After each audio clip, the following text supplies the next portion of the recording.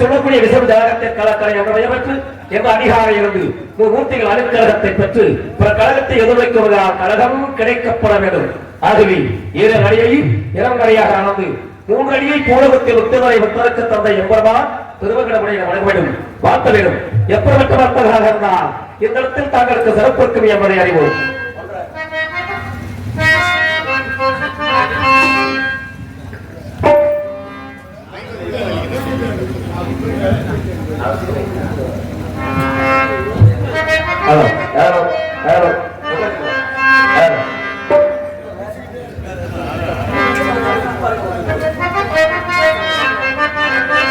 திருப்பதி மலை வாழும் வெங்கடேசா, திருமகன் மலர்ந்தாரும் சீனிவாசா, ஏழுமலை வாசா,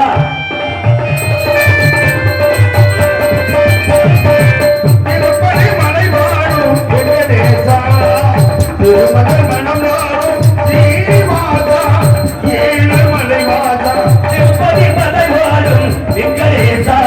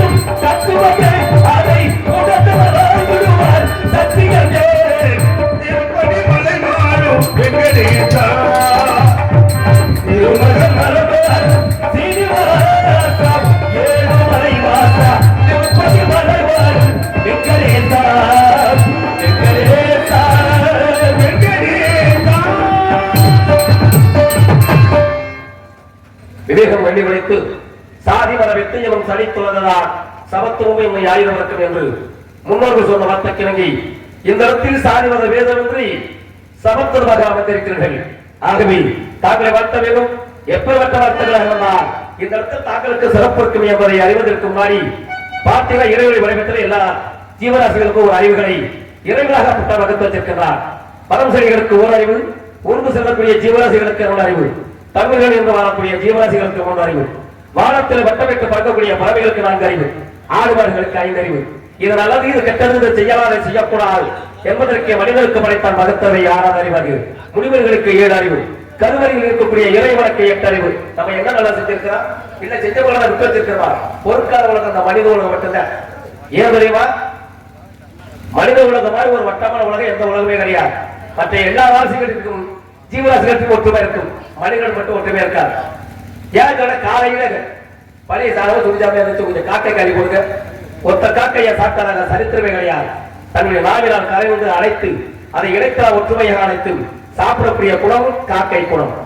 அப்பேற்பட்ட 4 அறிவுரைத்த ஜீவராசிகளுக்கு ஒரு ஒற்றுமை இருக்கின்ற போது 6 அறிவுரைத்த மனிதர்களுக்கு ஒரு பூக்க சிந்தனை வரக்கூடாது என்பது.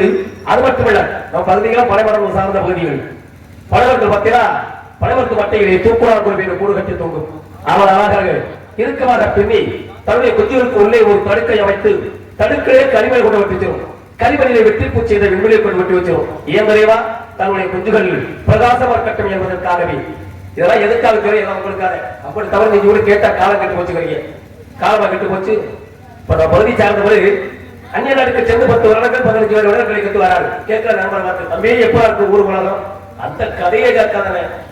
ஊரு ரொம்ப கெட்டு போச்சுனே. ஊரா கெட்டு போச்சு. ஊரை நம்ம தானே கருத்து இருக்கிற ஊரை நம்ம தானே கருத்து இருக்கிற.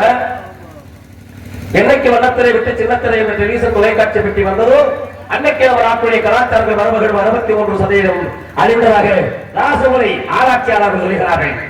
அதற்கு அடுத்தபடியாக அந்த கைவேசி எதை கண்டுபிடிச்சால் தெரியல, செல்லு. இந்த செல்லு வந்துதான் அவர் நாட்டை எனக்கு தலகளாக புரட்டி போட்டுக் கொண்டிருக்கின்றது. கொலை, கொள்ளை, பாலியத்து தொல்லை. ஏன் தெரியுமா? இந்த இடத்துல ஒரு ஆடை வடனோ கரகாட்ட வச்சிருந்தா அந்த இடம் கிடக்குமா? கிடக்குறாயா? அப்ப உங்களுடைய சிந்தனைகள் செயல்பாடுகள் எங்க இருக்குது? அழிவை நோக்கில் அகர்ந்து கொண்டிருக்கிறது. அடிப்படை செல்லு.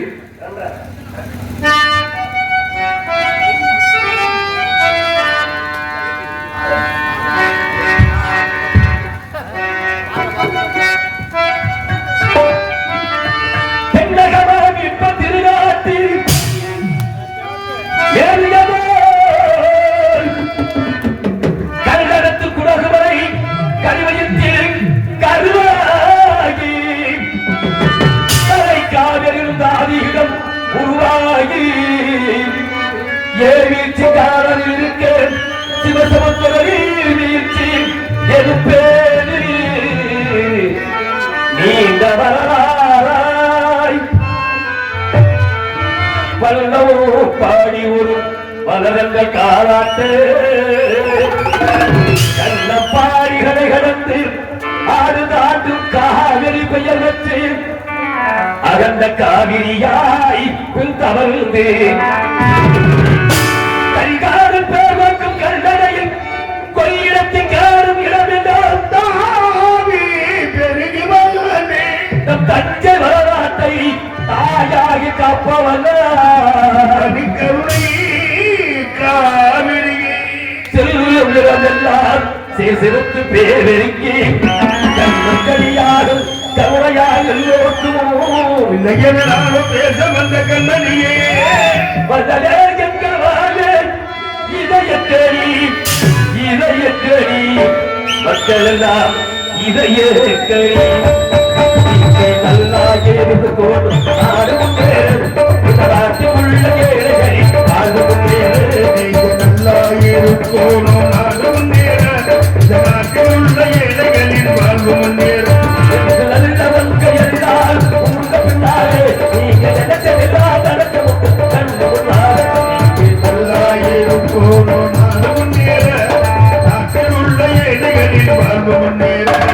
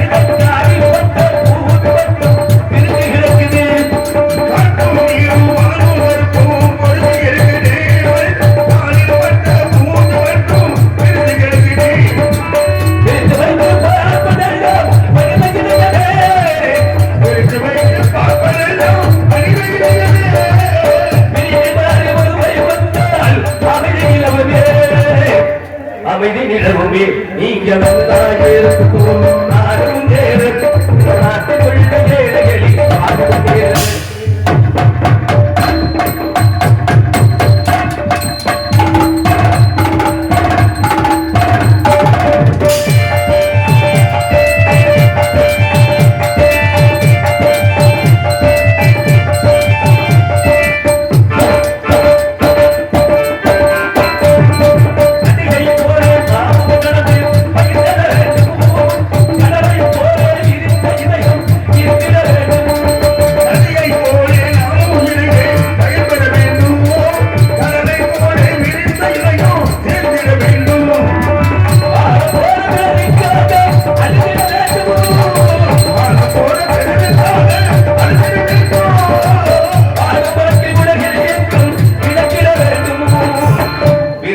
வேண்டும் நீங்க நல்லாவே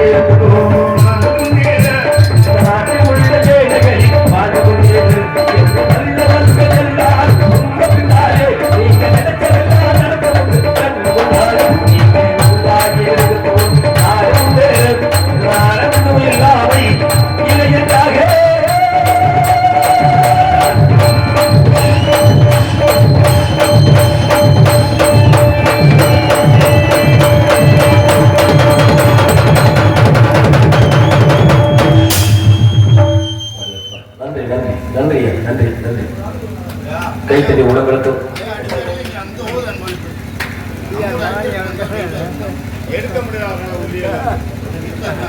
பரிசு வழங்கி பாராட்டிய உயர்நல இதயங்களுக்கு இறந்த சார்பாகவும் என் கலை குடும்பத்தின் சார்பாக நன்றி நன்றிகள் வணக்கம்.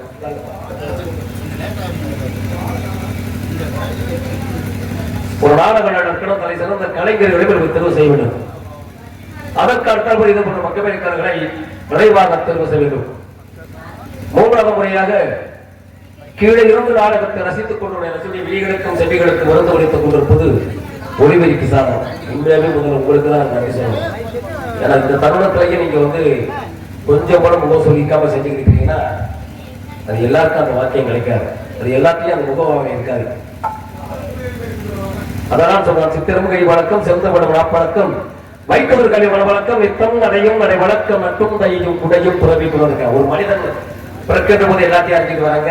வழக்க வழக்கங்களை பொருத்தமாகி வாழ்க்கை உயர்வதும் கீழே தாழ்வதும் கொண்டிருக்க இவ்வளவு பெரிய சிறந்த புத்தர் இதை இவ்வளவு அழகாக தெளிவாக செஞ்சிருக்கீங்கன்னா நிச்சயமாக இறையர்கள் கொடுத்து நீண்ட ஆயுத காலத்தோடு முன்னோடி இல்லாமல் வாழ வேண்டும் வளர வேண்டும். நாங்களும் பௌர்ணம் சொல்லும் நிச்சயமாக நடக்குவார்கள். அதனால சோழநாடு சோர்வடைத்து பாண்டியநாடு ஒத்துழைத்து சேரநாடு வேடமடைத்து சொன்னார்கள். சோழநாடு சோர்வடைத்து எதை சொல்றாங்க? தஞ்சாவூர் சொல்றாங்க. ஏன் தஞ்சாவூர் சொல்றாங்க? தஞ்சாவூரிலே ஒரு வருஷம் விவசாயம் செழிப்படைந்தால் தமிழ்நாட்டுடைய 12 வருட காலங்கள் பஞ்சங்களை சொன்னார்கள். அதற்கடுத்தபடியாக பாண்டியநாடு என்பது மதுரை மாநகரம். மதுரையிலே கடல் இருக்குது. அங்கேயே முத்துக்கள் விளையுது கிடையாது. தூத்துக்குடியில் விளைகின்ற முத்துக்களை எடுத்து வணிகமாக வியாபார கூடமாக திகழ்கின்ற மதுரை மாநகரம். சேரநாடு வேடமடைத்து சேரநாடு என்பது கேரளா. வேலு என்றால் யானையுடைய தந்தங்கள் காடு கண்ட நிறந்த பகுதி. யானைகள் அதிக வாழக்கூடிய நாடும் சேரநாடு. அப்ப அன்றைக்கு ஆண்ட அரசர்களும் புலவர்களும் நம்ம நாட்டுக்கு பெருமையும் புகழையும் தேடி தந்திருக்கார்கள். நீங்க என்ன புதுசா தேவை? உங்களுக்கு தேர்தலுக்கு வேகம் கிடையாது, நேரம் கிடையாது. ஏன் சொல்றா அப்படி தவிர நம்ம செஞ்சு ஊர் கேட்டா காலம் கட்டி கொஞ்சம் இப்ப பகுதியை சேர்ந்தவர் இந்த பகுதி நம்ம பகுதியில காய்கறி விவசாயம் பண்ணணும். அந்த காய்கறி விவசாயம் எங்க கொண்டு வரோம்? மார்க்கெட் கொண்டு வரும். மார்க்கெட் என்பது கடத்தரு. பெரிய விவசாயியாக இருந்தால் அந்த காய்கறி வீட்டுக்கு போயிடுவாங்க. ஒரு சிறிய விவசாயி எங்க உட்காராரு? மார்க்கெட். மார்க்கெட் என்பது கடத்தரு. கடத்தருவில அவர் எங்க வியாபாரம் பண்ணுவார் தெரியுமா? சாலை ஓரத்திலே அதற்கு முன்னாடி அந்த இடத்துல மனிதர்கள் சிறுநீர் கழிக்கப்பட்டிருக்கும். அது அவருக்கு தெரியாது. ஆக மொத்தம் அந்த காய்கறி விற்று நீங்க நம்ம காசாக்கணும். விவசாயியுடைய ஆசை. சாலை ஓரத்தில் சாக்குகளை வச்சு கூறு கட்டி வச்சிருப்பாங்க. ஒரு கூறு 20 ரூபாய் சொல்லி மனிதன் சாப்பிடக்கூடிய காய்கறி இங்க இருக்குது. தெரு ஓரத்திலே சாலை ஓரத்திலே தெருவில் இருக்குது. ஆனா அதே மனிதர்கள் காதல் அணியக்கூடிய பாதம் செல்லக்கூடிய செருப்பு எங்கே இருக்குது?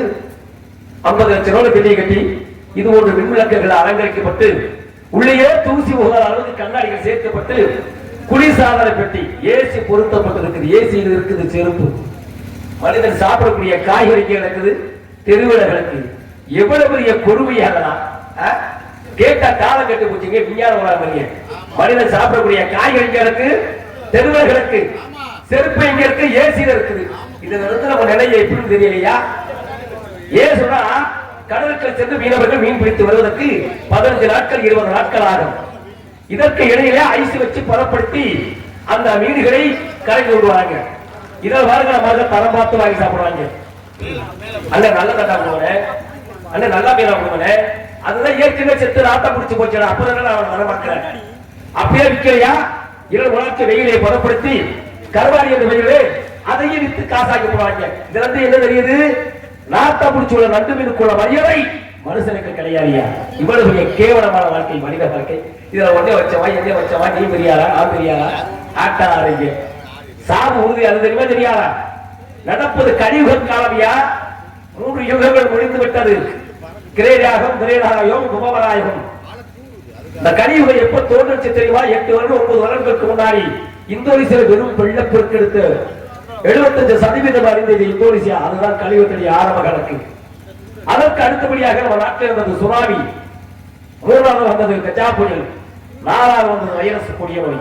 இதெல்லாம் கலியுகத்திலே கணக்கு. அழிவு எவருமே தப்ப முடியாது.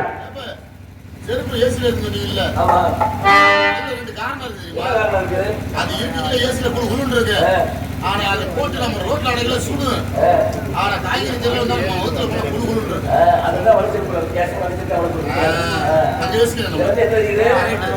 மனுஷன் பேர் இல்லாம நீங்க ஏதோ அடிக்கிறது படுற ஒரு கரியாத வந்துருக்கு. ஏங்க இதுக்கு தப்பு இல்லைங்க.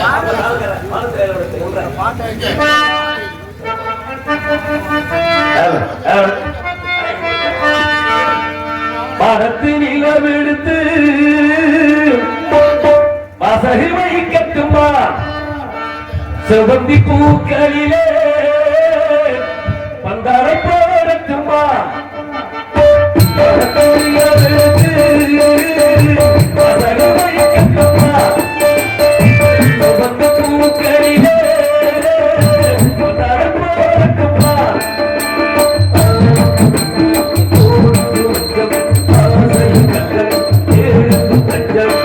அழகு பூங்கொடியே கட்டி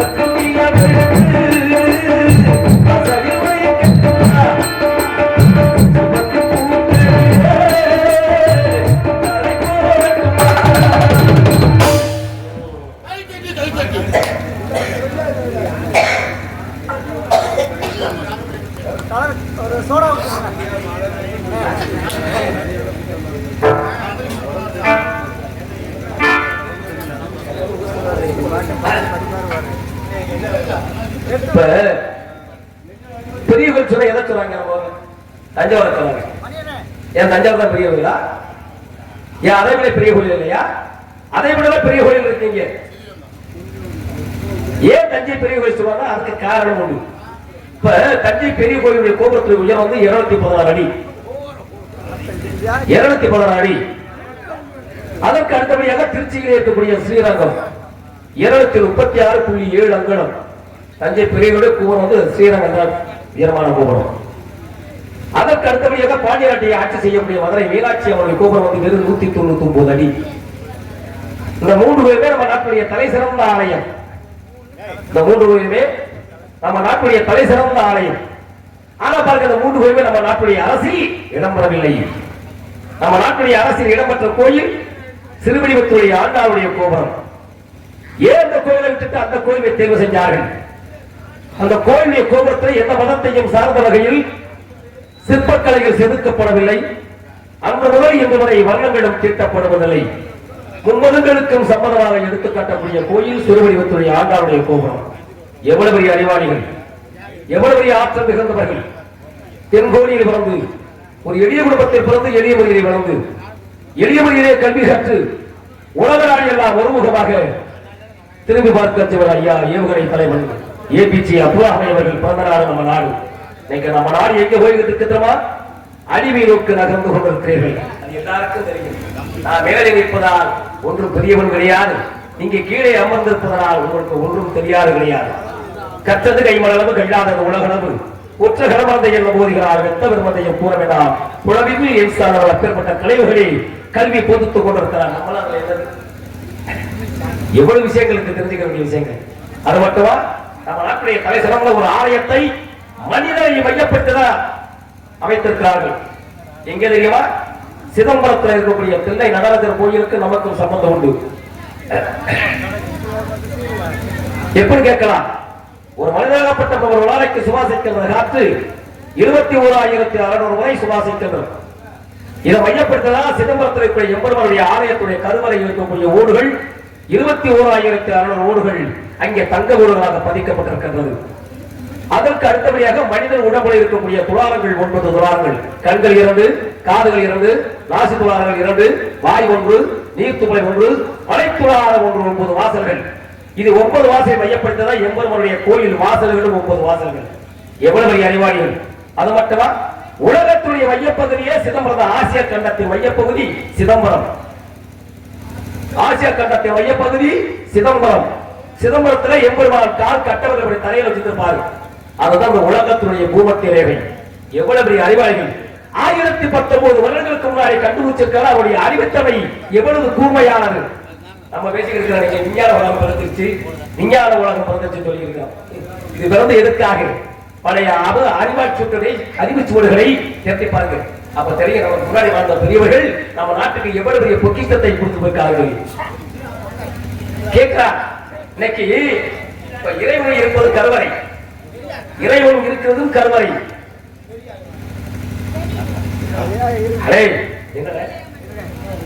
அஞ்சு பசிலே இருக்கிறாங்க. அதை பத்தி பயந்துலாம் இருக்கக்கூடாது. இறைவன் இருப்பது கருவறை, கருவறை. ஒரு தாய் வீட்டுடைய கருவறை, இரண்டும் கருவறை தான். ஆனா இறைவன் இருப்பது கருவறைக்கு அன்றாடம் செய்யக்கூடிய பணிவிடைகளை தினந்தோறும் பார்த்து செய்கிறார். கருவறையில் இருக்கக்கூடிய இறைவன் தாய் வீட்டுடைய கருவறை பார்த்து யார் செய்வது? நான் சொல்றேன், கண்ணாதான் சொல்றேன். இறைவன் இருப்பது கருவறையோடு ஒரு தாய் வீட்டுடைய கருவறை களம் சுவாசிக்கிறார். அதனால்தான் இறைவன் மிகப்பெரியவன், புறப்பையும் இழப்பையும் மறைமுகப்படுத்தினார். இல்லையா கேட்டு பாருங்க, செத்து போற பாதிகளே. ஏன் சொன்னா 1130 திருக்குறளை கொடுத்த திருமணம் கொடுக்குறாங்க. உங்களுடைய அறிவுத்திறமையை எப்படி ஆரியா கொடுத்தது அப்படிங்கிற திருவள்ளுவர் சொல்கிறாய், 10 மாதம் கருவறை சோர்ந்து இந்த உலகத்திற்கு வெளிச்சத்தை காட்டிய முதல் தாய் என்னுடைய தாய் தந்தையரை அப்படிங்கிறார். அதெல்லாம் பெரிய இந்த உலகத்தை கடவுள்கிறார். அதனாலதான் அந்த நூலுக்கு உலக பொதுமறை நூல். அந்த நூலுக்கு பேரு உலக பொதுமறை நூல். அமெரிக்கனுடைய பாராளுமன்றத்திலே தமிழ் வாசகங்களால் பொருத்தப்பட்ட காவியம் திருக்குறள் மட்டும்தான். அது மட்டுமல்லாமல் 72 நாடுகளில் திருக்குறள் இடம்பெற்ற நாடு, 72 நாடுகள் திருக்குறள் இடம்பெற்றிருக்கிறது. அப்ப எவ்வளவு பெரிய அறிவாளிகள்! எவ்வளவு ஆற்றல் மிகுந்தவர்கள் நம்ம நாட்டை. தமிழ் உறவுகளை சற்று யோசித்து பாருங்க. இன்னைக்கு நடக்கிறது காலம் ஏதோ பேசிக் கொள்வாங்க. வரலாறு சற்று நிச்சயமாக தெரிந்திருக்க வேண்டும். புராணம் என்பது மனிதனால் புனைக்கப்பட்ட கற்பனை காவியம். வரலாறு என்பது உண்மை சம்பவம். இப்ப தஞ்சை பெரியவருக்கு நமக்கு சம்மதம் உண்டு, புதுக்கோட்டைக்கு சம்மதம் உண்டு. மதுரை மீனாட்சி அம்மனுடைய கோயிலுக்கு நமக்கு புதுக்கோட்டைக்கு சம்மதம் உண்டு. நிறைய விஷயங்கள் இருக்கு. அதனால்